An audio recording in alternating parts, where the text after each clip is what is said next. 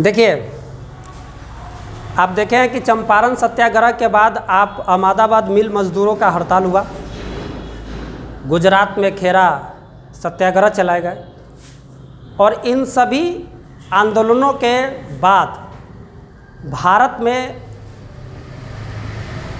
क्रांतिकारी गतिविधियों की जांच करने के लिए और कहां पर देश विद्रोही तत्व हैं, देश के द्रोही के रूप में कार्य कर रहे हैं, देश को तोड़ने के लिए संगठन बना रहे हैं, क्रांतिकारी गतिविधियों में लिप्त हैं, उन सबों की जांच करने के लिए सिडनी रॉलेट की अध्यक्षता में एक कमेटी बनाई गई और उस कमेटी ने प्रस्ताव दिया कि आप यहाँ पर बंदी प्रत्यक्षीकरण कानून को समाप्त करते हुए बिना अपील, बिना दलील, बिना वकील के किसी भी व्यक्ति को गिरफ्तार कर लीजिए, नज़रबंद कर लीजिए। क्यों? क्योंकि देश में राजनीतिक जो हलचल मची हुई है, जो क्रांतिकारी गतिविधि उत्पन्न हो गए हैं, वो ब्रिटिश सरकार के हित में नहीं था,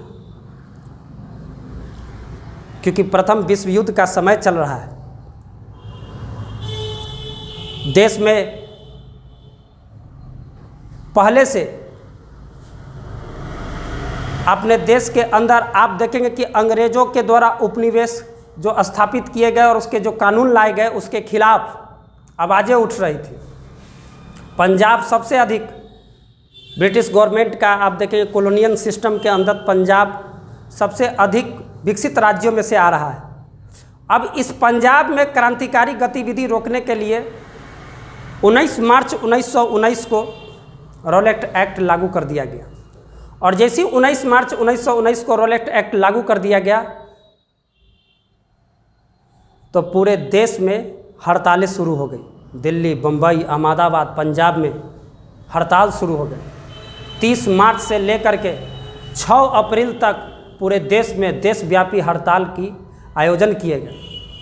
इस हड़ताल के बाद आप देखेंगे कि 9 अप्रैल को रामनवमी का पर्व है। 9 अप्रैल को रामनवमी के पर्व के अवसर पर हिंदू मुस्लिम एक साथ जुलूस में भाग ले रहे हैं, एक साथ कदम से कदम मिला करके चल रहे हैं। मुसलमान भाई तुर्की लिबास में रामनवमी के पर्व को मना रहा है, हिंदू भी साथ साथ चल रहे हैं। 50,000 की भीड़ है, जुलूस है। उस जुलूस पर अंग्रेज़ों ने लाठियाँ चलवा दी और जो मेन नेता है सतपाल और डॉक्टर सरफुद्दीन किचलू, उसको गिरफ्तार करके हिमाचल प्रदेश के धर्मशाला में नज़रबंद कर दिया। 10 अप्रैल के दिन और भीड़ जुटी और 10 अप्रैल के दिन जो भीड़ जुटी, उस भीड़ में 5 अंग्रेज मारे गए। एक मार्सेला नाम की महिला है जो साइकिल से जा रही है, वो मारी गई, भीड़ के हिस्से चढ़ गए। इन सभी क्रांतिकारी गतिविधि को रोकने के लिए जालंधर से ब्रिगेडियर डायर को बुलाया जाएगा अमृतसर। जालंधर से ब्रिगेडियर डायर अमृतसर आकर के फरमान जारी करेगा कि बिना पास के कोई भी व्यक्ति नहीं घूमेगा, एक जगह पर 3 व्यक्ति खड़े नहीं होंगे। इन सभी चीज़ों के बाद पूरे पंजाब में जो क्रांतिकारी गतिविधियों में लोग लगे हुए हैं अपने नेताओं को छुड़ाने के लिए, सरफुद्दीन किचलू को और सतपाल को छुड़ाने के लिए लोगों ने एक दिन निर्धारित किया और वो दिन है उनके पर्व का दिन है बैसाखी। उन लोगों का सबसे बड़ा पर्व होता है। 13 अप्रैल 1919 को जालियांवाला बाग में सभी लोगों ने सभा करने का निर्धारित किया कि हम इस दिन शांतिपूर्ण सभा करेंगे। अंग्रेजों को विनती स्वरूप कहेंगे कि हमारे जो नेता है, स्थानीय नेता है, उसको रिहा कर दिया जाए। इस प्रोटेस्ट में गांधी जी भी रामनवमी के दिन ही पंजाब जाने वाले थे, जो उनको गिरफ्तार करके पलवल भेज दिया गया। गांधी जी को उसी दिन, रामनवमी के दिन ही कि गांधी जी को गिरफ्तार कर लिए गए। अब इसके बाद आप देखेंगे कि जनरल डायर को ईगो पर लगे कि मेरे मना करने के बाद, कानून बनाने के बाद कि लोग एक साथ खड़े नहीं होंगे, बिना पास के नहीं जाएंगे कहीं, 25,000 से 30,000 के भीड़ में लोग इकट्ठे हो गए हैं। जनरल डायर ने इसको ईगो पर लिया और जनरल डायर उस जलियांवाला बाग हत्याकांड के गेट को रोकते हुए, छेकते हुए उस भीड़ पर गोली चलवा दी। उस भीड़ पर जैसी गोली चलवा दी, हजारों के हजार संख्या में लोग मारे गए, बच्चे मारे गए, बूढ़े औरतें मारी गई, प्रेग्नेंट महिलाएं मारी गई।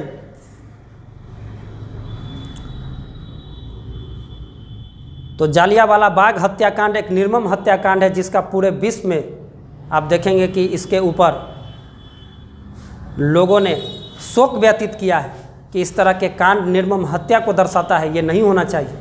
ब्रिटिश का उपनिवेश है भारत, इस पर जनरल डायर पर आयोग बैठाया गया, जनरल डायर को बरी कर दिए गए। जनरल डायर ने खुले शब्दों में कह दिया कि ये मेरा कर्तव्य था, इस कर्तव्य के लिए ही मुझे चुना गया था, इस कर्तव्य के पालन के लिए ही मैंने वो कदम उठाया था।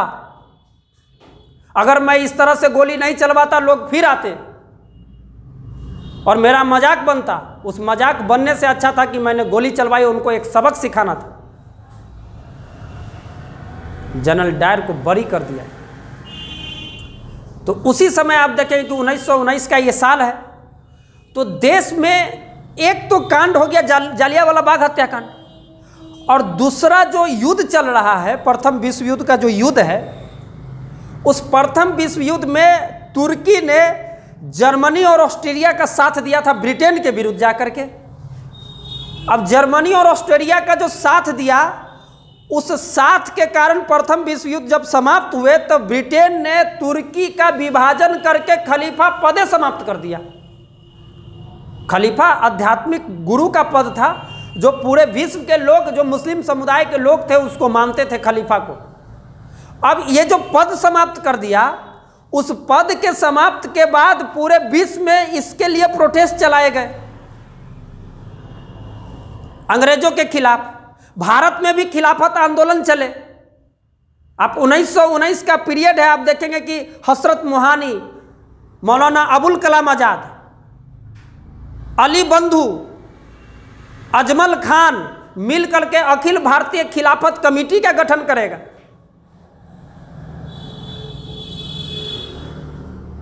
और उस गठन के बाद देश में उसके लिए कि भाई आप जो पंजाब में निर्मम कृत्य किए हैं उसकी भरपाई कीजिए, और जो खिलाफत आपने खलीफा का पद समाप्त किया है उसको समाप्त फिर से लागू कीजिए। हमारा आध्यात्मिक है, हमारा धर्म से खिलवाड़ मत कीजिए। समझ गए बात? अब ये चीज के लिए पंजाब से लेकर के पूरे विश्व में प्रोटेस्ट किए गए। हिंदू मुस्लिम एकता से ज़्यादा खतरा था अंग्रेजों को कि अगर हिंदू मुस्लिम एक हो गए तो प्रोटेस्ट की गति बढ़ जाएगी, हमारे विरुद्ध षड्यंत्र हो जाएंगे, क्रांतिकारी गतिविधि बढ़ जाएगी। इसका मिसाल, हिंदू मुस्लिम एकता का मिसाल देते हुए गांधी जी ने स्वयं कहा कि अभी वर्तमान में जो हिंदू मुस्लिम की जो एकता है, हमारे देश में जो एकता है, वो अगले 100 वर्ष तक दिखाई नहीं देंगे। गांधी जी का ये स्टेटमेंट है। गांधी जी ने ये बात कही कि ये जो हिंदू मुस्लिम की एकता अभी हमारे देश में व्यापक हुआ है, वो अगले 100 वर्ष तक दिखाई नहीं देंगे। हमारे मुस्लिम भाइयों ने हिंदू मुस्लिम एकता दिखाने के लिए ब्रिटिश के सामने में हमारे आर्य समाज के सबसे बड़े नेता और कट्टर हिंदू स्वामी श्रद्धानंद को बुलाया दिल्ली के जमा मस्जिद से उपदेश देने के लिए। सरफुद्दीन किचलू को अमृतसर की चाबियां दे दी गई कि आप सभा कीजिए, प्रोटेस्ट कीजिए रॉलेट एक्ट कानून को समाप्त करने के लिए।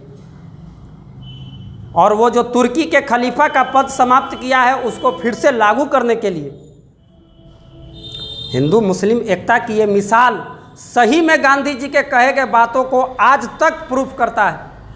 आप देखेंगे कि कराची के मंच पर से अली बंधु बोलेगा कि जितने मुसलमान भाई हैं जो ब्रिटिश गवर्नमेंट के अधीन सेना में कार्य कर रहे हैं, उस सेना के पद से रिजाइन मार दे, और सारा मुस्लिम रिजाइन मार देगा। इस बात को लेकर के आप देखिएगा कि अली बंधुओं को जेल हो जाएगा।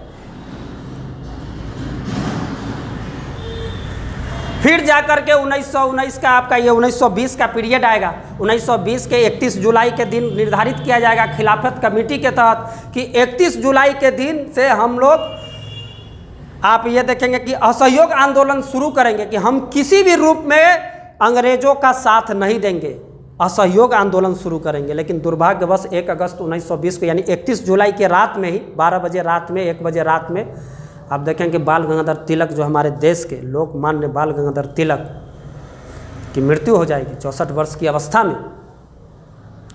पूरा देश इसके लिए वो हो जाएगा, शोकाकुल हो जाएगा।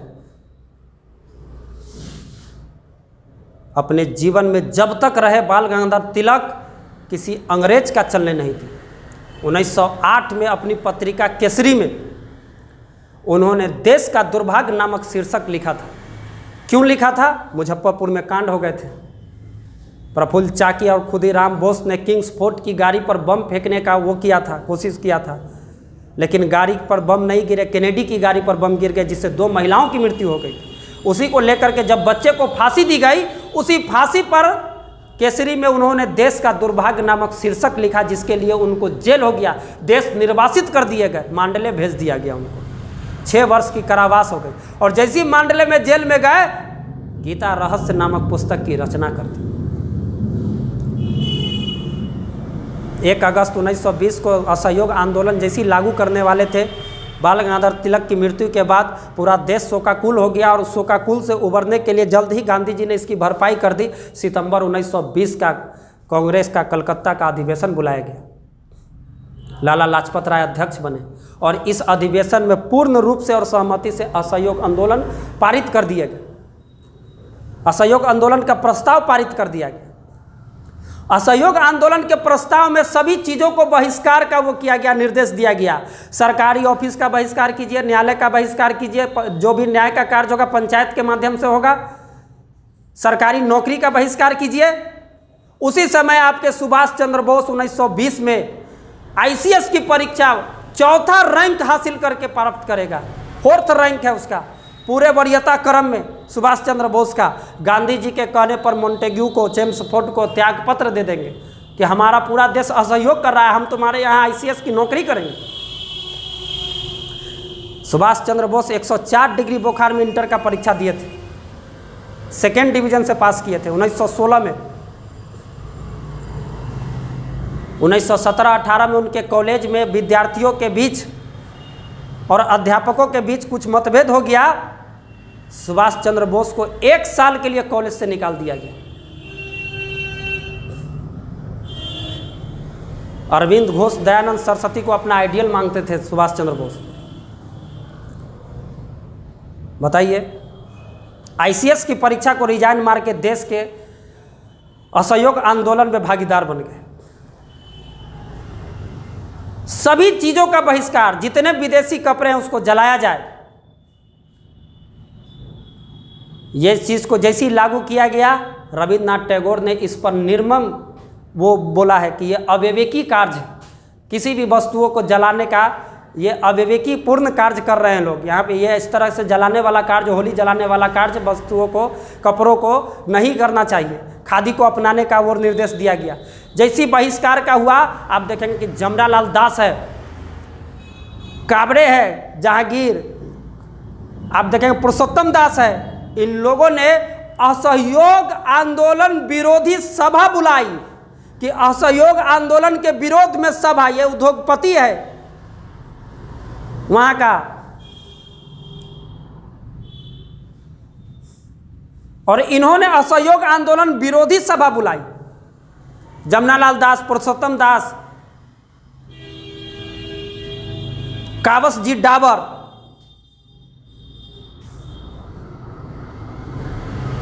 आया बात समझ में? सोचिए, एक तरफ देश के कुछ लोग अंग्रेजों के प्रति असहयोग कर रहे हैं, एक तरफ देश के ही कुछ लोग उस असहयोग आंदोलन के विरोध में सभा बुला रहा है। दिसंबर 1920 में नागपुर का अधिवेशन आएगा। CV राधावाचियार इसके अध्यक्ष है। इस नागपुर के अधिवेशन में असहयोग आंदोलन के विरोध में, मतलब असहयोग आंदोलन के लिए जो कांग्रेस का संविधान है, उस कांग्रेस के संविधान में बदलाव होगा। कांग्रेस के संविधान में संवैधानिक तरीके से जो विरोध करने का वो था, प्रावधान थे, उसको बदल करके न्यायोचित तरीके से और शांतिपूर्ण तरीके से विरोध करने का प्रावधान लाया जाएगा। इसके विरोध में जानते हैं doctor Ali Jinnah, Annie Besant, Bipin Chandra Pal असहयोग आंदोलन का विरोध करने लगे। जब हर चीज का बहिष्कार होने लगा तो बिहार में आप देखिए कि बिहार के जितने भी छात्र हैं, आपका जयप्रकाश नारायण 20 दिन बचल था परीक्षा का, कॉलेज छोड़कर आ गए, असहयोग आंदोलन में भाग ले लिए।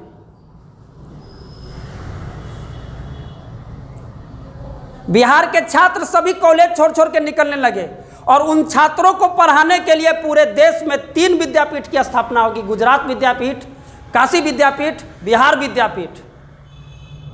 उसी समय बिहार इंजीनियरिंग कॉलेज का कुछ विद्यार्थी आकर के मजरूल हक से मिलेगा कि हमको निर्देशन दीजिए, मार्गदर्शन कीजिए, हम क्या करें, कॉलेज में पढ़े कि छोड़ दे।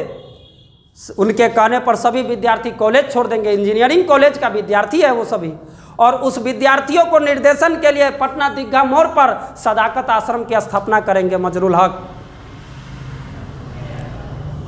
खैरा मियाँ का वो जमीन है जिस पर सदाकत आश्रम की स्थापना किया जाएगा। कुछ कुछ किताब में ये लिखा गया है कि वो जमीन मजरूल हक ने ही खैरा मियाँ को दान में दिया था। कहीं खैरू मियाँ, कहीं खैरा मियाँ रहेगा।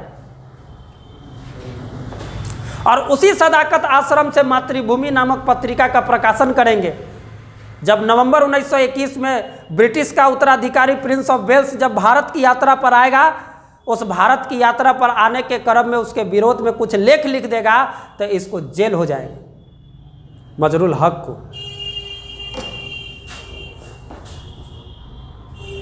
समझ गए बात? आया बात समझ में?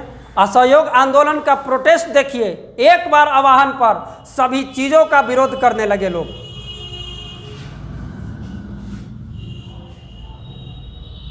देश चरम सीमा पर पहुंच चुका था, ब्रिटिश के विरोध करने के चरम सीमा पर। लेकिन उसी बीच एक घटना होगी, क्योंकि इसमें अहिंसक रूप में न्यायोचित और शांतिपूर्ण इसको करना था। गांधी जी ने साफ निर्देशन दिया था कि किसी भी प्रकार की कोई हिंसा नहीं होगी, हमें अहिंसा को अपना करके शांतिपूर्ण तरीके से प्रोटेस्ट करना है।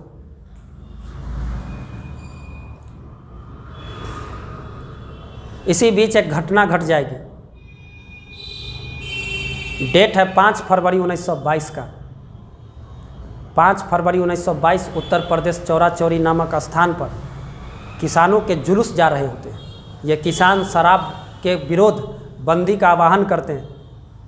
शराब की बिक्री और खदानों की जो कर की बढ़ोतरी हो गई थी, उस पर विरोध प्रकट करने के लिए ये जा रहे होते हैं। पुलिस ने इस पर गोली चलवा दी, लाठी से भीड़ को तितर बितर करना चाहा।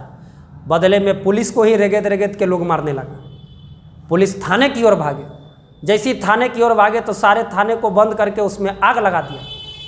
कहीं 22 लिखता है किताब में कि 22 पुलिसकर्मी मर गए, तो कहीं 23 लिखता है किताब में कि 23 पुलिसकर्मी मर गए। अब इस घटना के विरोध में आप देखेंगे कि गांधी जी बहुत शोकाकुल हो गए कि मैंने आपको अहिंसा के पथ पर बोला था कि आप प्रोटेस्ट कीजिए, हिंसा को अपनाना नहीं है। गांधी जी को यह आभास हो गया कि हमारे राष्ट्र के लोगों के अंदर अभी भी हिंसा समाहित है। उसने अहिंसा का पाठ सही से नहीं पढ़ा है। बारदोली में कांग्रेस कमेटी का गठन, कांग्रेस कमेटी की बैठक बुलाई गई और 12 फरवरी को असहयोग आंदोलन स्थगित कर दिया। जैसे 12 फरवरी को असहयोग आंदोलन स्थगित कर दिया गया, यह बात पूरे देश में फैल गया कि असहयोग आंदोलन स्थगित हो गए। अंग्रेजों को मौका मिल गया। पहले से तो सभी नेता को गिरफ्तार कर लिया गया था। उस समय सभी नेता, चित्तरंजन दास है, मोतीलाल नेहरू है, जवाहरलाल नेहरू, सुभाष चंद्र बोस, लाला लाजपत राय। सुभाष चंद्र बोस ने तो अपनी द इंडियन स्ट्रगल, उनकी आत्मकथा है, उसमें लिखा है कि गांधी जी ने यह डिसीजन लेकर के बहुत बड़ी भूल की है। जिस समय आंदोलन चरमोत्कर्ष पर था, उस समय पीछे हट जाना यह सही नहीं है। कुछ बोलना चाहेंगे? हाँ बोलिए ना, क्वेश्चन तो पूछते रहिए ना। कस के बोलिएगा तब ना आएगा। हाँ, ये 1 वर्ष में स्वराज की प्राप्ति कर लेंगे, आज़ादी नहीं। देखिए हाँ, 1 वर्ष में स्वराज की प्राप्ति के लिए गांधी जी ने कहा था। वैसे स्वराज शब्द का सबसे पहले प्रस्तुतिकरण दयानंद सरस्वती ने किया था। मैंने कल आपको बताया है कि दयानंद ने आपसे सवाल पूछा है कि स्वराज शब्द को सबसे पहले प्रस्तुत किसने किया? दयानंद सरस्वती ने। स्वराज शब्द को कांग्रेस के मंच से सबसे पहले किसने बोला? दादा भाई नौरोजी ने। सामूहिक तौर पर स्वराज शब्द को सबसे पहले किसने बोला? बाल गंगाधर तिलक ने, कि स्वराज हमारा जन्मसिद्ध अधिकार है और हम इसे लेके रहेंगे। और 1 वर्ष में स्वराज को किसने निर्धारित किया? तो महात्मा गांधी ने। तो ऐसा स्टेटमेंट था, फिर लग भी रहा था जमीनी स्तर पर कि असहयोग आंदोलन वाकई स्वराज पाले, जी जी, जैसा शुरू हो चुका था। जी जी जी। लेकिन फिर और इसके वजह से बहुत सारे राष्ट्रवादी जो थे कहने के कांग्रेस से ये भी हो गए थे, गांधी जी का तरीका उनको पसंद भी नहीं आया था। लेकिन फिर भी कौन सा पावर था या कौन सा विचार था, आइडिया जो, और इसमें यह भी देखा जाता है कि अहिंसा वाकई ये आंदोलन भी अहिंसा कुछ बहुत ज़्यादा हो गया था। बाद में हिंसक हुआ था। जैसे कि 1920 से ये चालू हुआ आंदोलन, 1921 का जैसी पीरियड आएगा जिस समय प्रिंस ऑफ वेल्स का आगमन होगा नवंबर 1921 में, हिंसा का रूप लेगा। 3000 लोगों को कैद कर लिया जाएगा। उसके आगमन में 52-55 लोग जिस दिन विरोध सभा कर रहे हैं उस दिन मर जाएंगे, उस विरोध में उनकी मृत्यु हो जाएगी। जैसे प्रिंस ऑफ वेल्स का, पटना भी आएगा प्रिंस ऑफ वेल्स, ब्रिटिश का उत्तराधिकारी है। तो अब ये 1921 का जैसी पीरियड आएगा उसी समय ये हिंसा का रूप लेना शुरू हो जाएगा। असहयोग आंदोलन 1921 से, नवंबर 1921 से, और हिंसा बढ़ते चला जाएगा। ऐसा नहीं है कि सिर्फ चौरा चौरी कांड ही हुए थे, हिंसा के बहुत सारे रास्ते, बहुत जगहों पर हिंसा हो रही थी। बाद में जाकर के आप देखेंगे कि बंगाल का जितना क्रांतिकारी संगठन है उसने भी असहयोग आंदोलन को समर्थन दिया था कि हम समर्थन देते हैं, क्योंकि यह बहुत अच्छे तरीके से फल फूल रहा था असहयोग आंदोलन। आप स्वराज फंड जो आप देखेंगे कि तिलक का जो फंड है, तिलक जी का, बाल गंगाधर तिलक का जो फंड स्थापित किया गया था, उसमें महिलाओं ने अपनी सारी गहना जेवर दान में दे दी।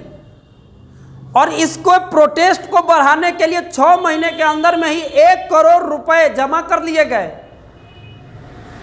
तिलक फंड में। तो ये क्या दिखाता है? ये दिखाता है कि हम असहयोग आंदोलन को लागू करके एक अच्छे मार्गदर्शन को प्राप्त किए हैं और हम जल्द ही 1 साल के अंदर में ही स्वराज प्राप्त कर लेंगे। इस चीज को देखते हुए ही गांधी जी ने कहा था। तो यही मेरा क्वेश्चन था कि ऐसा कहते ऐसा सिचुएशन हो भी गया था कि वापस मिल जाएगा, तो फिर गांधी जी सडनली कैसे आंदोलन वापस लिए? आंदोलन वापस लेने का अर्थ ही था कि कांग्रेस में बदलाव हुआ, कांग्रेस के संविधान में बदलाव हुआ कि हम शांतिपूर्ण और न्यायोचित तरीके से हम इसको आगे बढ़ाएंगे।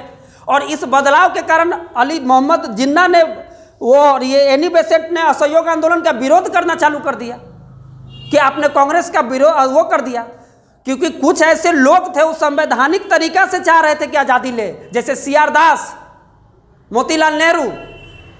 वो CR दास और मोतीलाल नेहरू इसके आंदोलन के वापस लेने के बाद देखिए कि अपना एक दल बना लेगा 1923 में, स्वराज पार्टी। और उस स्वराज पार्टी इसके असेंबली वाला जो चुनाव होगा 1923 में, वो उसमें लड़ेगा और 101 में से 42 सीट जीत के लाएगा स्वराज पार्टी। उसने असेंबली, क्योंकि आपके देखेंगे कि बिहार के जितना नेता है उन्होंने नामांकन वापस ले लिया। मजरुल हक, ब्रज किशोर प्रसाद, डॉक्टर राजेंद्र प्रसाद, उन्होंने नामांकन वापस ले लिया और इन्होंने इलेक्शन लड़ा। क्यों? क्योंकि वो चाहते थे कि हम उनके साथ संवैधानिक रूप में उनका विरोध करें, और गांधी जी चाहते थे कि अहिंसा के रूप पर शांतिपूर्ण प्रोटेस्ट हो। लेकिन जैसे ये उग्र हिंसा का रूप ले लिया, 23 लोग को जिंदा जला देना एक रूम के अंदर बंद करके, 22 लोगों को, एक निर्मम वो है। गांधी जी को इस बात का पूरा आभास था। गांधी जी को 10 मार्च 1922 को पकड़ लिया जाएगा, अंग्रेजों को मौका मिल जाएगा कि इसके ऊपर अब कार्रवाई किया जाए, क्योंकि गांधी जी को छोड़ के जितने नेता थे उसको पहले ही गिरफ्तार कर लिया गया था। गांधी जी कोर्ट में क्या कहेगा आपको पता है? गांधी जी न्यायाधीश के सामने बोलेंगे कि एक स्वेच्छा पूर्ण कृत्य किए हुए लोगों के प्रति जितनी ही निर्मम धारा से धारा लगनी चाहिए वो सजा हमको दीजिए, हमने इस चीज़ को स्वीकार किया है। मैंने खुद, अगर कोई एक स्वेच्छाचारी व्यक्ति किसी अपने स्वेच्छा से किसी कार्य को कर रहा है जो कि गलत है, उसके लिए मैं सज़ा पाने के लिए तैयार हूँ, मुझे सज़ा दिया जाए। न्यायाधीश ने क्या कहा आपको पता है? न्यायाधीश ने कहा मैं तुम्हें वही सज़ा दूंगा जो बाल गंगाधर तिलक को दिया गया था, और बाल गंगाधर तिलक की तरह ही इनको 6 साल की सज़ा दी गई। लेकिन स्वास्थ्य के गिरावट के कारण 1924 में इनको रिहा कर दिया गया। तब जाकर के गांधी जी को कांग्रेस का अध्यक्ष बनाया जाएगा कर्नाटक बेलगांव अधिवेशन में। आप इस सभी चीज़ों को देखिए, गांधी जी के अंदर यही इच्छा थी कि आपके उपनिवेश के अधीन हम हैं तो हम आपसे आग्रह करेंगे, सत्याग्रह करेंगे, अहिंसा के तौर पर करेंगे।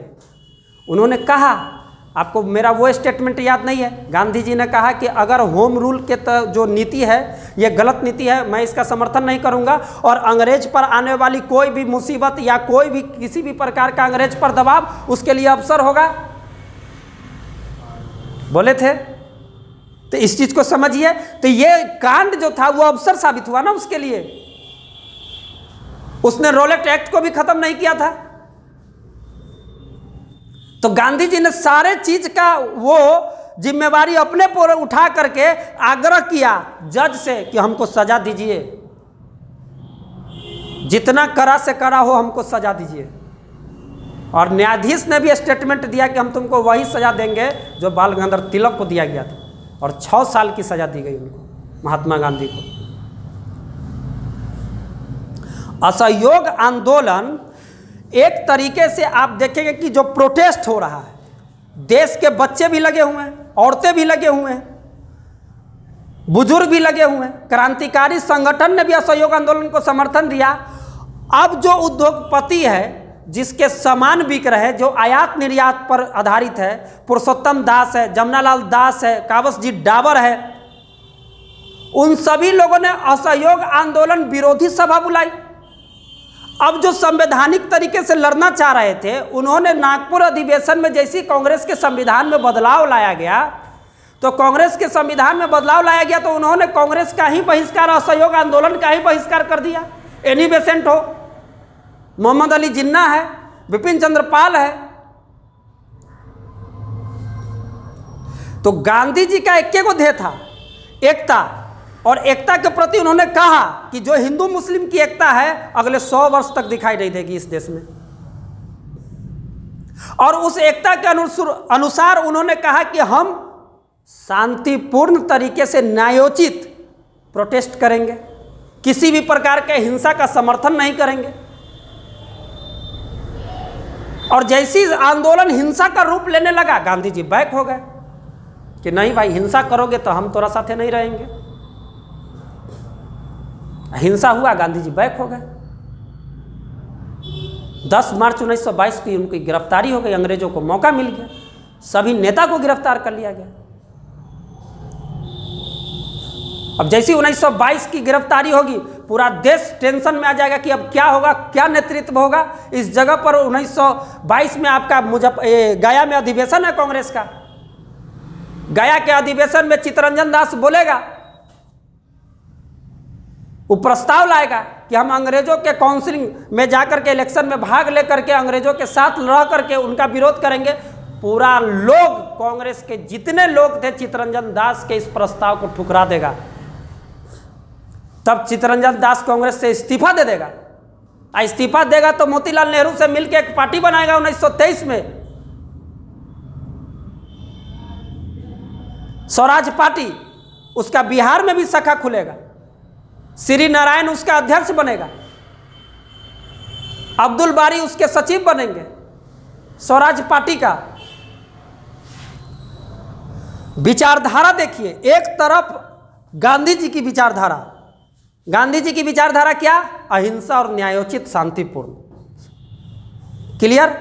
दूसरे तरफ उद्योगपतियों की विचारधारा, उद्योगपतियों की विचारधारा क्या कि जो तुम कपड़ा उपड़ा जला रहे हो, सहयोग कर रहे हो, उसके विरोध में हम असहयोग आंदोलन विरोधी सभा बुलाएंगे। रविन्द्रनाथ टैगोर का स्टेटमेंट, अविवेकी कार्य, कपड़ा का जलाना, रविन्द्रनाथ टैगोर ने यह स्टेटमेंट दिया कि जो कपड़ा के जलाया जा रहा है, स्वदेशी को अपनाने की बात कही जा रही है। स्वदेशी को अपनाने का क्या मतलब? देश का ट्रेड बढ़ेगा और स्वदेशी जैसे अपनाया जाएगा, खादी को प्रोत्साहन दिया जाएगा, तो एक एक लोग जो इकाई धरातल स्तर पर जो लोग हैं, जो चरखा काट रहे हैं, जो सूत काट रहे हैं, उनके इनकम में बढ़ोतरी होगी और अंग्रेजों का इनकम गिरेगा। तब ना उसको प्रिंस ऑफ वेल्स को बुलाएगा। प्रिंस ऑफ वेल्स यहाँ हनीमून मनावे वाले वो का तो बुलावल गए कि राजाओं और महाराजाओं के बीच एकता की जो हमारे प्रति जो भावना है वो खत्म हो रही है, आप आइए, इसका कमान आप संभालिए। तब प्रिंस ऑफ वेल्स आया था इसको बैलेंस करने के लिए कि यह हनीमून बनावे वाले कि बियाह हो गया, चौठारी हो गया, अब चलो हनीमून मनावे। आपका विरोध होना चालू हो गया। विरोध हुए तो लोग गिरफ्तार हुए, मारे गए। 53-52 लोग तो उसके पहले के दिन मर गया उसके विरोध में। आप देखेंगे कि 1919 में मॉन्टेग्यू चेम्सफोर्ड अधिनियम आया था और उस अधिनियम के तहत आपका जो विधानसभा और विधान परिषद के काउंसिल के जो मेंबरशिप है उसके लिए इलेक्शन होने वाले थे। अब इलेक्शन होने वाले थे तो हमारे कुछ बिहार के नेता ने काउंसिल से अपना नाम वापस करवा लिया, जिसमें डॉक्टर राजेंद्र प्रसाद है, मजरूल हक है, ब्रजकिशोर प्रसाद है। और उस इलेक्शन को लड़ने के लिए भी कुछ लोग खड़ा है, जिसमें चित्तरंजन दास है, मोतीलाल नेहरू है। उसने पार्टी बनाई, उसने लड़ा भी इलेक्शन। तो मानसिकता समझना है, यहाँ पे लोगों की मानसिकता समझना है। एनी बेसेंट ने और मोहम्मद अली जिन्ना ने पीछे हटने का क्या मतलब है कि उसके समुदाय के लोग भी पीछे हट जाएंगे, लेकिन यहाँ पर खिलाफत वाली भी बात थी। पूरे विश्व में प्रोटेस्ट चल रहे थे खलीफा के पद को लेकर के। समझ गए राजा जी? इसको अब रिटर्न में लिखा दे, इसको अब सब क्लियर। वापस लिए जाने का दूसरा हाँ, उसको भी लिखा देंगे, बिल्कुल। चले आगे, चल।